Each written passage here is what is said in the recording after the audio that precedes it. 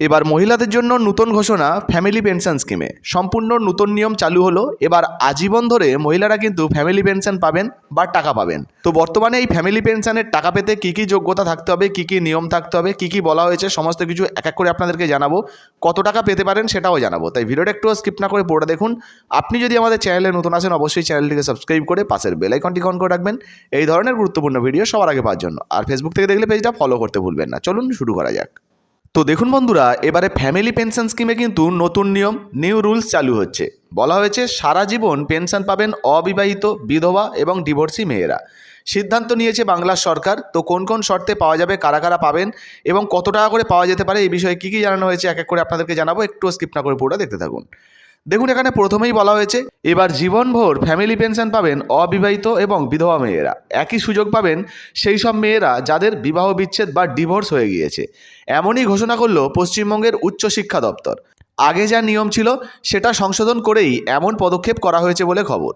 তবে সব অবিবাহিত, বিধবা এবং ডিভোর্সি হয়ে যাওয়া মেয়েরা ফ্যামিলি পেনশন পাওয়ার যোগ্য বলে বিবেচিত হবেন না। কারা কারা পাবেন উচ্চশিক্ষা দপ্তরের তরফ থেকে সেই বিষয়ে স্পষ্ট করে জানিয়ে দেওয়া হয়েছে। তো এই বিষয়ে আর কি জানানো হয়েছে, কারা কারা এই টাকা পাবেন, চলুন এক এক করে জেনে নিই।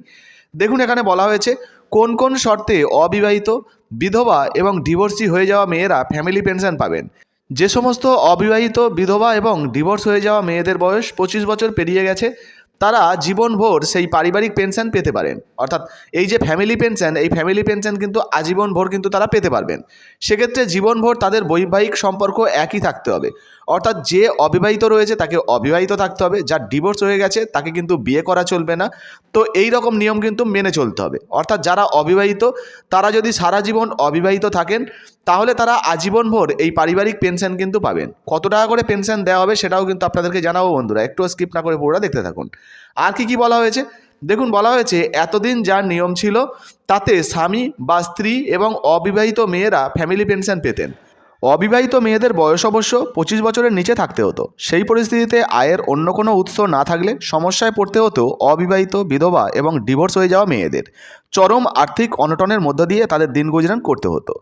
রাজ্য সরকারি আধিকারিকদের বক্তব্য, নয়া নিয়মের ফলে তারা আর্থিক অনটন থেকে মুক্তি পাবেন। তো বুঝতে পারছেন, ফ্যামিলি পেনশন স্কিমের আন্ডারে কিন্তু এবার অবিবাহিত মেয়েরা সারা জীবন ধরে কিন্তু পেনশন পাবেন।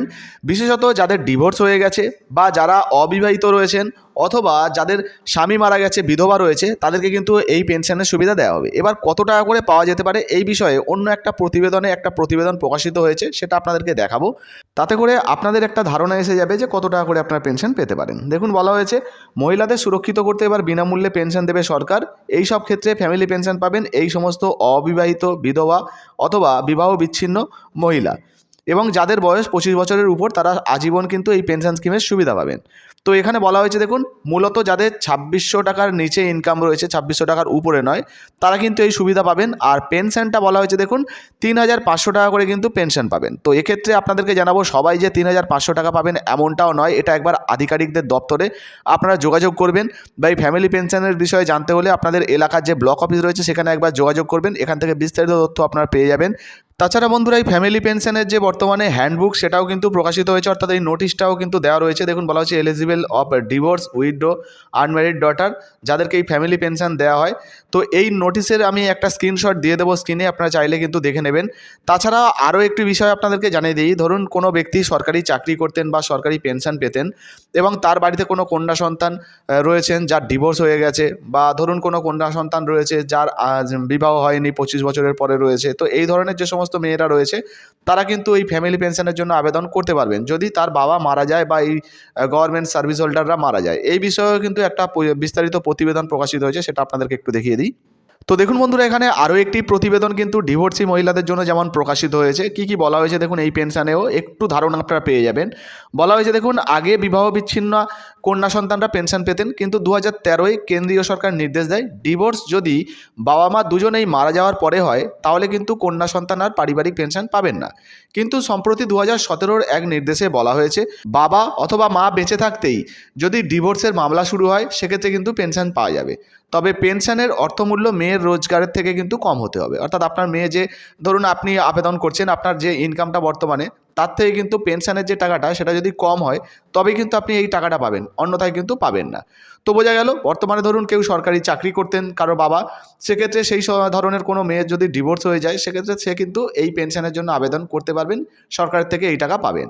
তো আশা করি বন্ধুরা বিষয়টা আপনারা বুঝতে পেরেছেন। এই ছিল আজকের ভিডিও ভালো লাগলে ভিডিওতে একটি লাইক দিয়ে ভিডিওটা শেয়ার করে দেবেন। তাছাড়াও আবারও অনুরোধ করব, আপনাদের এলাকার যে আধিকারিক অফিস রয়েছে বা ব্লক অফিস রয়েছে সেখানে গিয়ে একবার যোগাযোগ করবেন, এই টাকার বিষয়ে, এই প্রকল্পের বিষয়ে বিস্তারিত জানবেন, তারপরে আবেদন করবেন। ধন্যবাদ।